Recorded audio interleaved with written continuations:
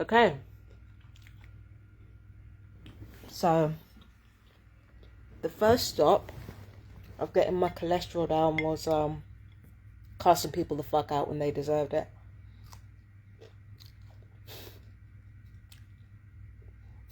I'm sorry. I'm sorry. I'm sorry. The reason I'm laughing, right, is because let me turn this on. The reason I'm laughing, right, is because, wait, give me a second to think of it. After the video that I made of rushing white supremacists, right, like white people who happen to be racist, but not just them, like chiefly them, but like not entirely them. After I made that video, the perps upstairs started playing Bob Marley Crazy Border.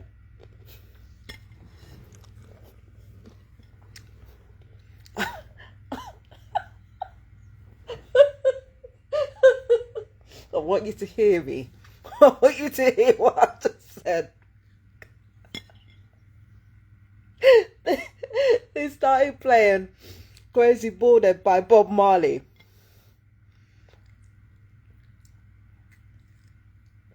Baby, you can't make this shit up, man. You really can't make this shit up.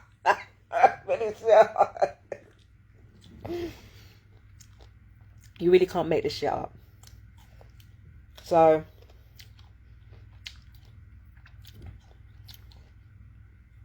there's something that I need to tell you guys about Voice to Skull. I don't hear it all the time, but I usually hear it when I'm in between waking and sleeping, right? As I was waking up, I want to point out to you, it's not them upstairs, right? This wasn't them, right? In between sleeping and waking, I heard racial slurs in my head. Racial slurs and misogynist slurs. Or at least that was the intention. It just ended up sounding like Black American slang. So they basically tried to turn Black American slang into a slur of some kind, right? Like misogynist and racist. So they did that. I'm not going to repeat the words, but they did that as I was in between sleeping and waking. But because I'm used to the Voice to Skull, and I know it's Voice to Skull, I don't pay any attention to it. They've been hearing that for years. They've been doing that for years. So, following on from that, I have a conversation with my dad. And we were just having a casual conversation. I mean, well, it wasn't casual. Conversation between me and my dad was quite heartfelt. We had a really beautiful conversation. Talked endlessly about music. We did touch on race briefly. And we talked endlessly about music. And he mentioned Bob Marley's Crazy Border. Now stay with me, right? Because he mentioned that over the phone. He mentioned that song. And all he was talking about was the music behind it. I mean, he was just basically waxing lyrical about how, Bob Marley has created some of the greatest music known to man, and heavy agree over here, Bob Marley is one of the fucking goats, okay? So, or was one of the fucking goats. He's passed now. But, yeah. He was, he was one of the goats, man. One of the absolute goats. Legend. Never deny that. But one of the songs that he brought up was Crazy Border by Bob Marley. And I'm thinking, okay, cool. All right. So I come off the phone, and after that conversation that I had with him, like the race thing, it kind of stuck with me. And as it stuck with me, I started reading all the trolling that was on my page from that far right video that I talked about, you know, with regards to Sharon Stott saying, basically proposing ethnic cleansing of all Muslims in the country. I went back to that video and I saw, you know, I was reminded of the trolling, and I looked at my own replies, and I'm not gonna lie to you, like, usually I look back at my comments with some regrets, but in this particular case, like, I had no regrets over that shit. I was looking back at every reply that I sent to these people, no regrets at all, not a single regret whatsoever. And thinking of that, plus what's going on in the world right now, plus how bad everything is, something was building inside of me, and I just had to get it the fuck out of my system. So that's what caused me to make that video, which is I've posted on Marsha the Too Great on YouTube. That's what caused me to make that video, because it made me realize, like, all the intellectual gestures, all the out debating, all the, like, it was so pointless. It was so pointless, because in us examining the behavior and trying to get behind it and trying to appeal to reason and trying to show off how intelligent we are, like, we didn't call the situation for what it is. We don't call far right politics for what they are. We don't call white supremacy for what it is. We don't treat it the way we should treat it, because we know that in order to do that, we'd have to step outside ourselves to do it. But we don't seem to realize what a selfish decision that is, because there are certain people in this world who don't care about it. It's not even about caring about intellect. They just want to be angry. They are bored. They're angry. They're fucking. They just want to die. They don't want to be here. And every single day that they breathe, they feel like it's a punishment, because they get discouraged so fucking easily. They get angered so fucking easily. They get fucking desperate so fucking easily. That is the whole point of people on the far right side of the curtain. Easily angered, easily bored, easily discouraged, more easily offended than anybody. I'm sorry, but we gotta call a spade a spade. Irony of that statement. We gotta call a spade, mate. These people are very emotionally weak, and they externalize things all the time. They have no self-awareness. So, like, we spend all this time, like, just, trying to go high and focusing on achievement, and all of that is wonderful, but, like, look at the state of the world. Like, where exactly has it gotten us? And at the end of the day, it's not about displaying superiority. It's not about, meeting fire with fire is not about displaying superiority. It's not about saying, well, look how much better we are. When you're being bullied by something or someone, the idea is to make them stop doing it, because every single time they bully you and they take chunks out of you, and it's like they're stripping pieces away from you. They're stripping pieces away from you every time. Look at our younger generations. Our older generations are dying out. And I'm not just talking about black and brown people. I'm talking about progressive people. Our elders are dying out. Progressive white people. Our elders are dying out. Our children are burnt out, having to not only carry their own lessons, but the lessons of previous generations. Our children, our youth are burnt out. And it's as a result of this constant fucking bullying by this white supremacist system. And at some point, you have to look the bully in the eye and punch them in the fucking mouth. Even if you end up losing, at some point you have to try. And that's what that fucking video with me calling everyone cunts was, well, not everyone. That's what that video with me calling people cunts was about. Because white supremacy has bullied everyone, not even just marginalized people, everyone, including the people that it shines privilege on. It has bullied everybody. And speaking of the white supremacist movement, you know, when it came to white racist people and their talking points, the same thing happened to them that's happening to us.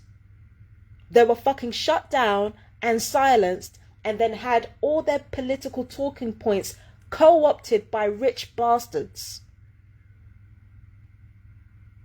That's what happened. Co-opted by the likes of Nigel Farage. Co-opted by the likes of Tommy Robinson. Co-opted by the likes of fucking whatever the fuck that Tory's name is. Robert Jeff, I don't know what his fucking name is. I don't care. Co-opted by these rich dickheads, like I said would happen. Because instead of looking at the real problem, all these people who focus on wanting to be able to say racial slurs without being punched in the mouth, you know, all these people who, you know, all these people wanted to do was be able to fucking say racial slurs without getting popped. That's the only thing that they cared about. And that is what they were silenced out of before those politics were co-opted by rich people. And add Charlie Kirk to that. Turning Point is it a non-profit? I think it's a corporation. I don't even think it's a non-profit. Charlie Kirk was making bank out of your rage. Not your rage, but white supremacist rage. Making bank out of that rage. So they've even done the same thing to white people. They've even done the same thing to white folks. But white folks don't care because, hey, they get an opportunity to be their worst selves. Racist white folk anyway, not all white people. They don't care. They get an opportunity to be their worst selves. They don't give a fuck. That's all they care about. They will burn this country to the ground if it means black and brown people don't thrive in it. They will literally live like fucking Terminator in a nuclear wasteland just so they don't have to see another black person. That's what we're dealing with here. And even these people got silenced, then co-opted. But then they're too stupid to see that. They're too stupid to see that, and they're too stupid and selfish to care. So that video wasn't about me showing how much more superior I am. I'm not fucking superior. If I was in any way superior, if I was in any way better than any of these people, I would not be in the same position as them. This is not about that. This is about putting bullies in their fucking place. There are perps of mine, not just them, there are perps of mine that needed to be put in their place long ago. And they haven't been. And the world has suffered for it. Just like white supremacy should have been put in its place, should have been fucking deaded from the first inkling. It should have been deaded. Should have been eradicated immediately before the damage to the world happened. This is about putting real bullies in their place. No, you don't get to terrorize people just because you're scared of black skin. You don't get to do that. No, you don't get to terrorize people because you're scared of brown skin. No, you don't get to terrorize people because they're women. No, you don't get to terrorize people because they're gay. No, you don't get to terrorize people because they're trans. No, the fuck you don't. And instead of making fun, making jokes, red or green, that's the only thing these people understand. Red or green. And every time you click amber, click amber, click amber, they're egging each other on. Everybody's coming at me saying I need to be put in my fucking place. Have all these people been put in their fucking place before the world was fucking destroyed? Before we looked down the barrel of a nuclear warhead, did any of these people get put in their place? No.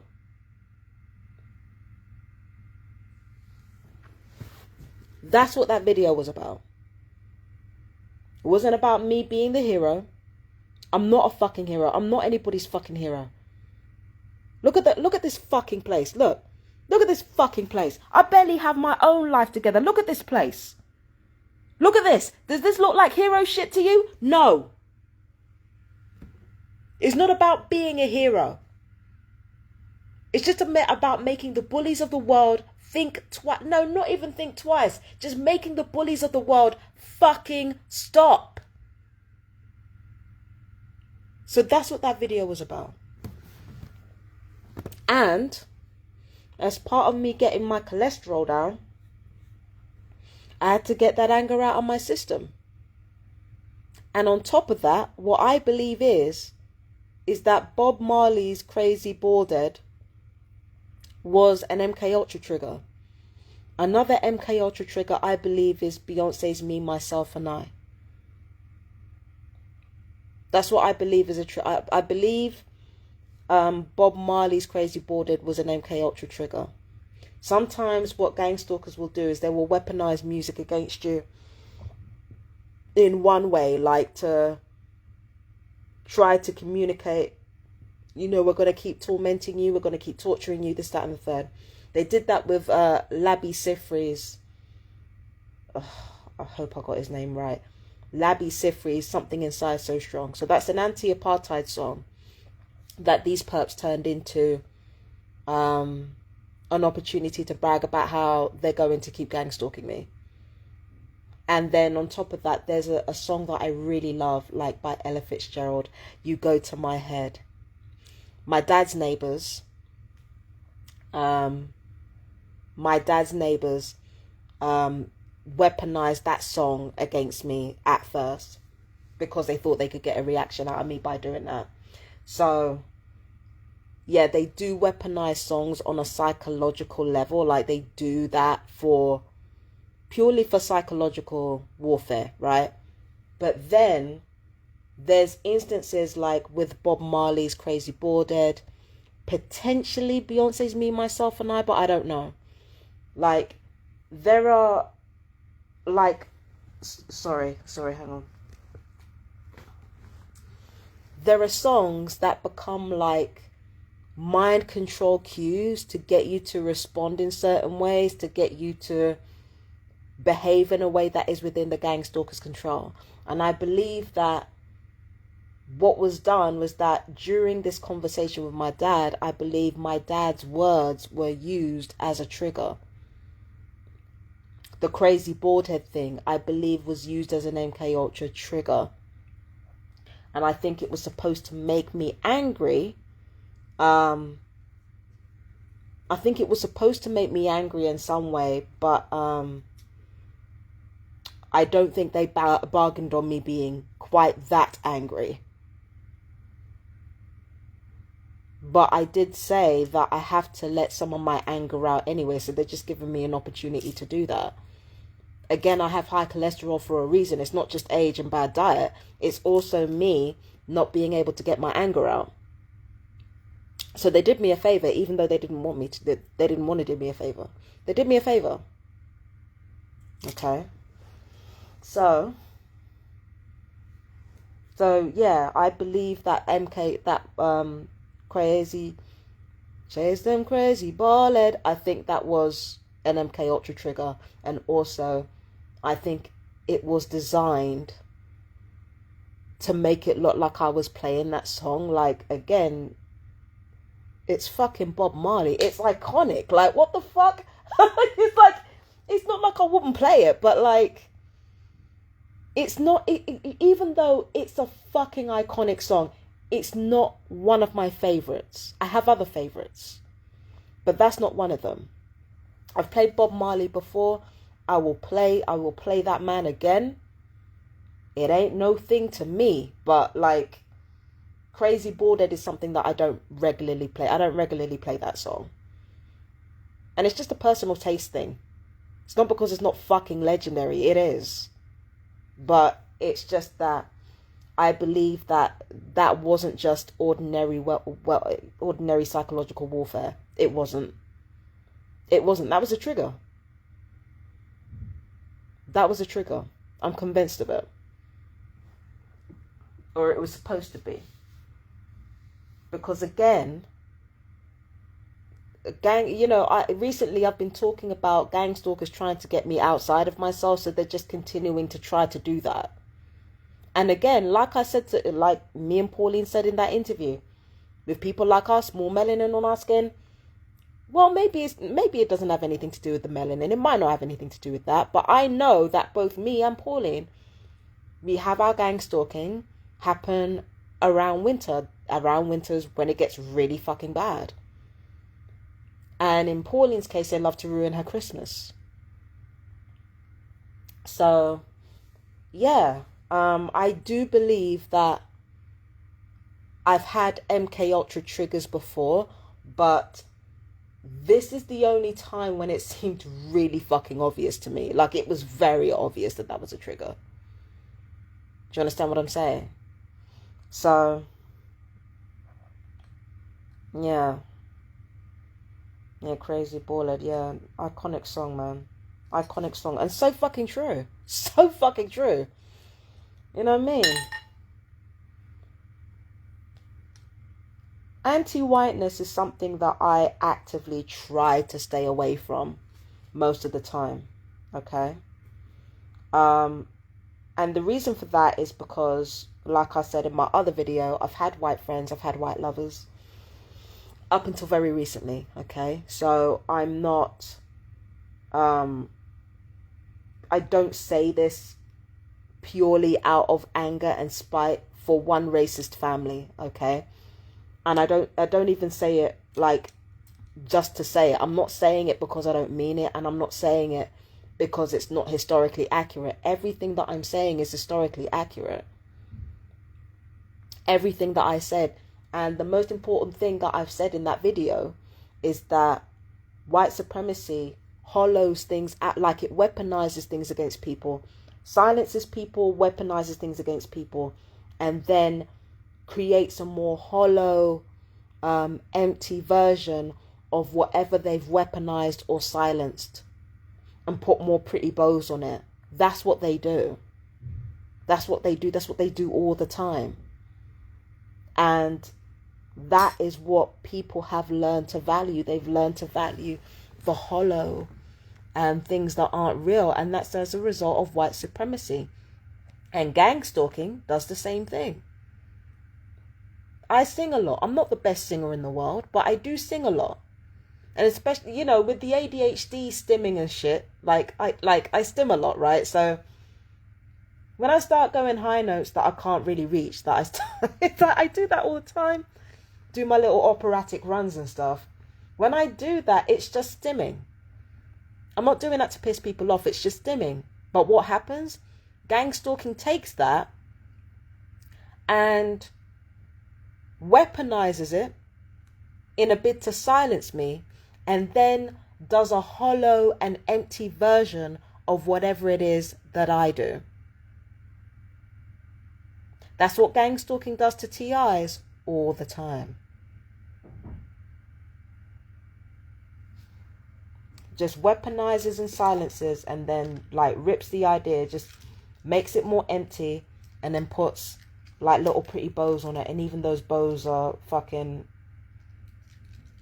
you know, they don't have any sparkles on it. It's just bland. It's just bland. And white supremacy does that. And again, gang stalking is a what I call it there. Gang stalking is a microcosm of white supremacy. So that's why I said that shit.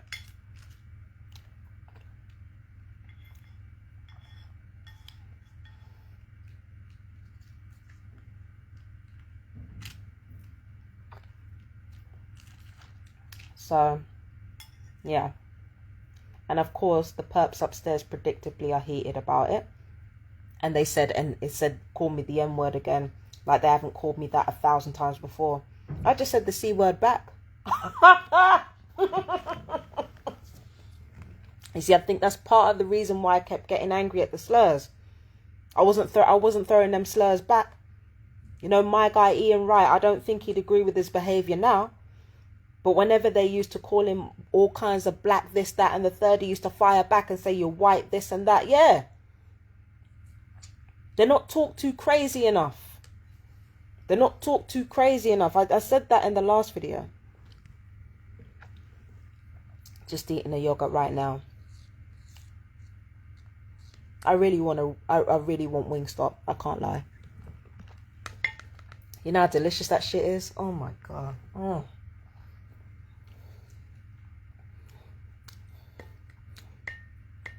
You know what? Wingstop for me, it really gives me how Burger King fries used to taste. They used to... Let me tell you something right now, right? Burger King fries used to be banging. Banging. That's how I feel about Wingstop stuff. And I really want a Wingstop right now. But like, swimming in oil, even though I usually buy enough for a couple of days. And on top of that, you know, it's high in saturated fat and all that type of stuff. And I'm trying to get my cholesterol down because I'm 40. Now, I can't keep packing garbage away, especially as a targeted individual. I do eat fruit and I do eat vegetables. I eat them a lot more than I used to. You just saw me eating cucumbers. In fact, I'm gonna cut up some more slices now because I'm hungry. I'll cut up some more slices now. It's just this thing of like having to prepare food, because the thing is, right, I'm not the best cook in the world, but I actually do like cooking. But this is the thing, right? If I do meal preps, right, and I've done meal preps before, and it's either people have made out that they've contaminated my food or they've actually contaminated my food and drink. So, yeah, you know, it's not like Deliveroo can't contaminate your food, but it's like, it's the extra work that goes into, let me just set it down here. Oh shit. It's the extra work that goes into preparing your food, right? It's the extra work that goes into that. And, you know, that's where the sting is. It's like the extra work it takes to prepare your food, and then some fucking unhinged gang stalkers are going to come in and eat your food. Sometimes they taste your food, right? Or they contaminate it. Do you understand what I mean? Sorry. Oh, fucking hell. It's a little fly that buzzed past. But, I was thinking, you know, I'd love to prep meals, you know, because I do like to cook. I'm not the best cook. I'm kind of an experimental sort of cook, but I like cooking. And, you know, I make a fucking mean baked chicken. And I mean mean baked chicken, bro. Because, like, of all the things that I've cooked in my lifetime, I've really kind of gotten to know how to cook chicken. And, you know, how to make it tender, how to clean it. And, like, it's one of my favorite things to do, like, to prepare food. But when you prepare food yourself, it's different to when you order. Because if you order and somebody contaminates your shit, you've got someone to blame. If somebody eats it, you get a refund. If somebody fucks with your food, you get a refund, you get your money back. But if somebody fucks with food that you've prepared, you got to toss everything out and start again. And again, it's not an excuse not to eat healthy. It's not an excuse, but it is one of the reasons why eating healthy hasn't necessarily been an easy thing for me to do. Even though right now, I'm eating the cukes. I'm eating the cukes. Okay. Eating cukes on deck. Cukes. Out here, cukes. I really want to get Wingstop. I really want to get Wingstop. I'm so hungry. I'm so fucking hungry. And again, I usually order enough for 2 days. I do not like order like a big fuck off bunch of food and then eat it all at once.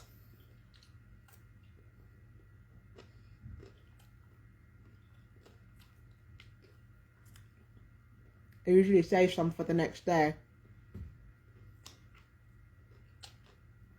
Bake it or oven fry it. No, oven cooking is baking it, but I usually bake the chicken or put it in the air fryer. That's what I meant. Like, get some of that oil out and it still tastes banging.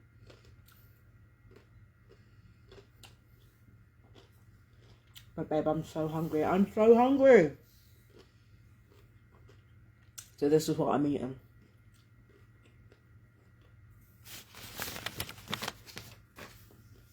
Another thing that I tend to do,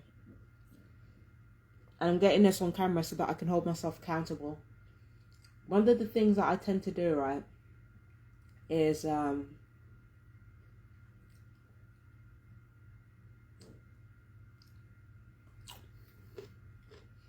one of the things that I tend to do is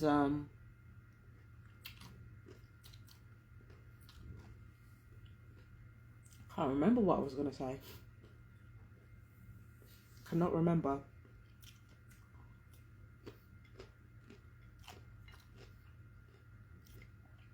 I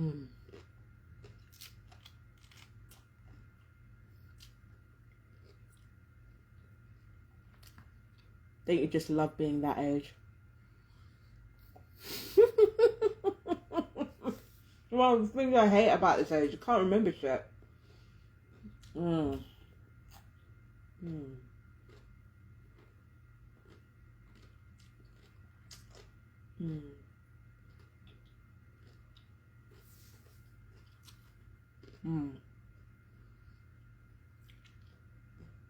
I love this cucumber though. My God. Water rich. Water rich. My God.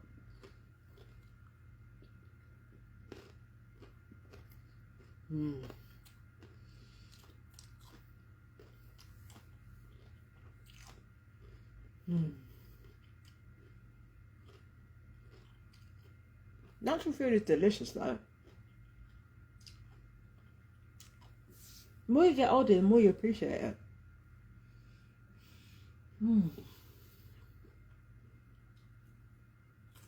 What did I used to do? I can't even remember now. That's crazy. Does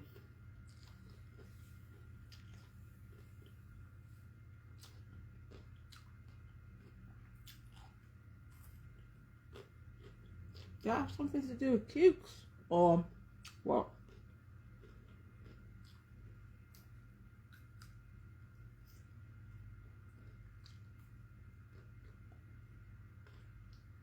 I don't know if it had anything to do with. Can't remember now. It'll come to me as soon as this camera comes off, I bet you. But yeah, I'm very hungry.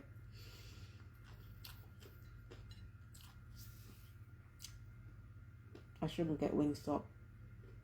I'm tempted to though. That's what I remember. That's what I remember. Because over the years, I have taken on healthy habits and I have been on diets. I'm not naturally big. I wasn't always big. But I have been like on and off, like trying to get my weight under control from the time I was in my 20s. And what I used to do was I used to like go all in on the healthy stuff like I am now, day one. Go really, really hard for like 2 weeks and be consistent for 2 weeks. Do everything in a routine. like you're normally supposed to do. But then what would happen is I'd fall off and I'd stop eating healthy and I'd stop making an effort. That's why I was like, if I get the Wingstop and eat the cukes, it's not going to cancel out the cholesterol. But what I don't want to do is like go hard and fast into a healthy lifestyle. Like go clean, go cold turkey for a couple of weeks, and then go right back on it, because what I realize is that not everybody is able to stick to a routine, and I'm one of those people. I'm one of those people who needs to kind of lean into her sickness to lean away from it. And over the years, my diet steadily became healthier through incorporating what I like to eat with the healthy stuff. I used to drink lots of fizzy drink. I still drink fizzy drink now. But the amount of fizzy drink I drink now, like, oh man, it used to be bad. I used to drink fizzy drinks so much when I was younger. And that's one of the main culprits of weight gain, by the way, fizzy drinks. And I used to drink so many fizzy drinks because my mum used to drink it. She used to love drinking fizzy drinks, especially Lucozade. And I used to love that shit. I was addicted to it like crack. I used to drink Panda Pops when I was in school. I used to drink Panda Pops, right? And it was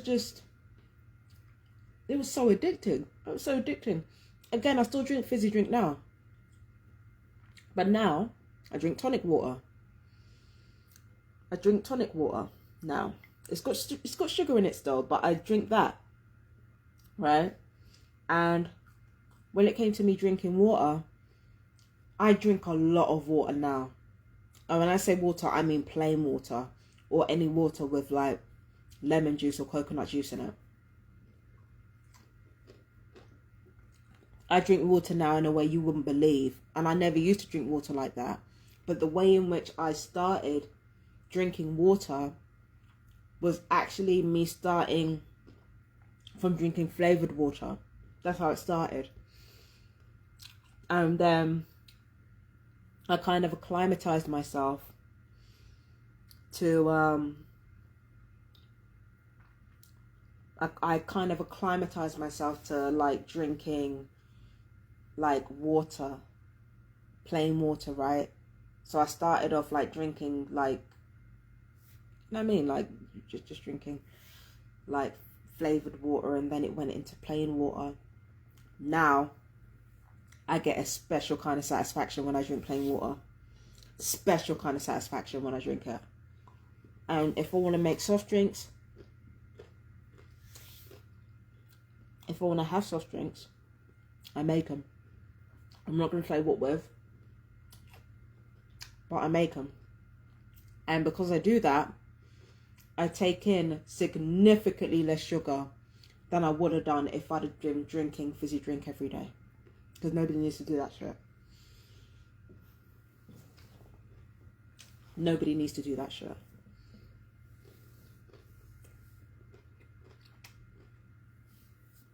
But my point is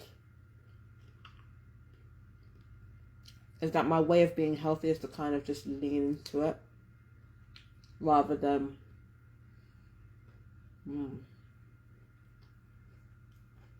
is to kind of lean into being healthy rather than like just going full tilt.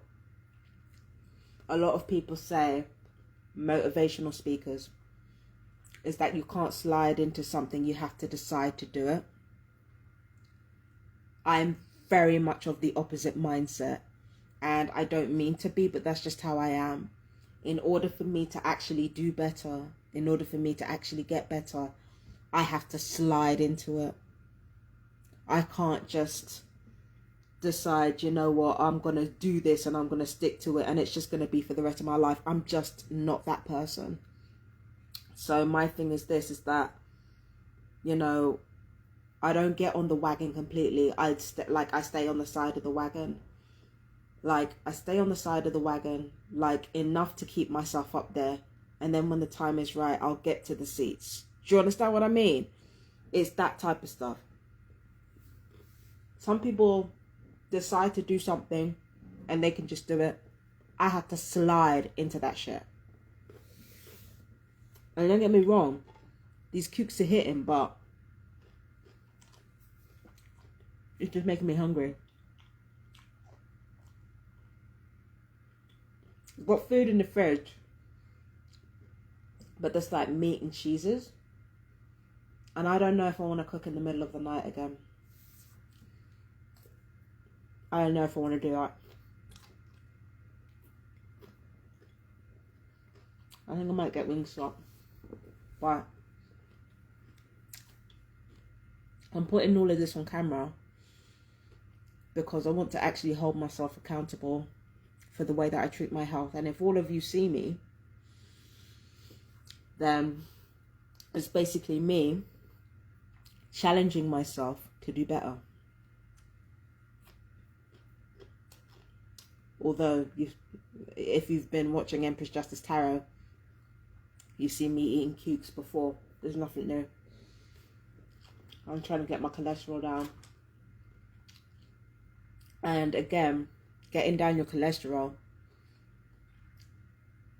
is something that can take several months. And in order for me to build a long-term habit, I can't just decide. I can't just decide to do shit unless I have no other choice. And right now, my cholesterol's on the higher end, but I actually do have a choice at the moment. Even with the gang stalking. So, yeah. I'm going to get the Wingstop. I shouldn't, but I'm going to. So I don't see any other alternative. I'm thinking I can cook tomorrow. Cook something tomorrow. And my training. I've been falling behind on my training. I've just been so exhausted. The older you get, the more things like depression and low dopamine can really just fuck with you heavy. You know what I mean? You know, the older you get is the more depression and ADHD and stuff like that can just fucking hit you heavy, man. Low dopamine is no joke. It is no joke. It's no joke.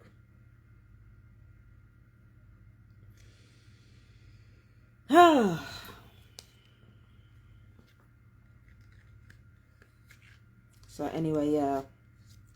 Instead of me just freaking out about that family using racial slurs, just use them back in it.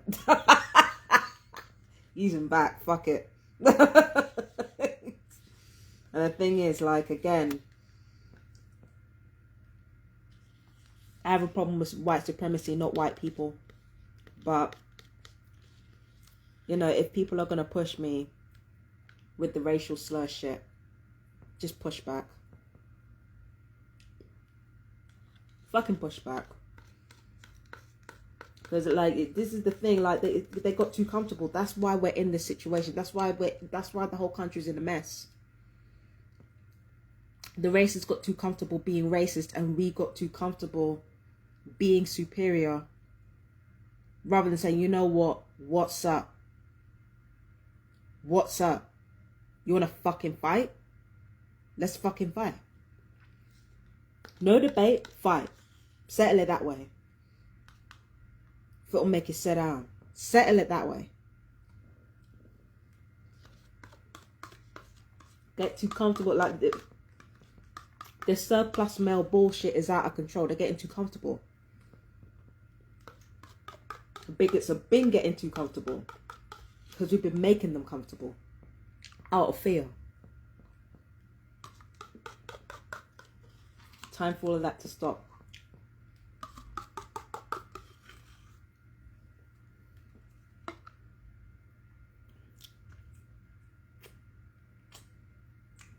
Now I'm going to get some food. Okay, so yeah, that's it for my little live, right? So that's it from me. And I'm gonna, oh, I really shouldn't, but I'm gonna put my cholesterol in jeopardy by by getting takeout. Oh, Fabi, oh, Marsha, no. I love you guys.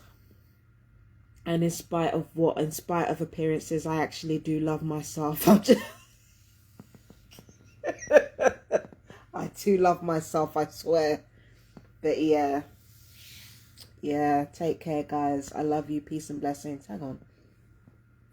Is that a weapons injury? Yeah, that's a weapons injury. Oh. Anyway, weapons injuries aside, I am Empress Justice, and I will see you in the next one. Peace. Oh, Empress Justice, no, I'm Marsha the Great. The fuck? This is a Marsha the Great video. Oh, I'm getting my aliases mixed up. Let's I'll see you guys later. Bye-bye now.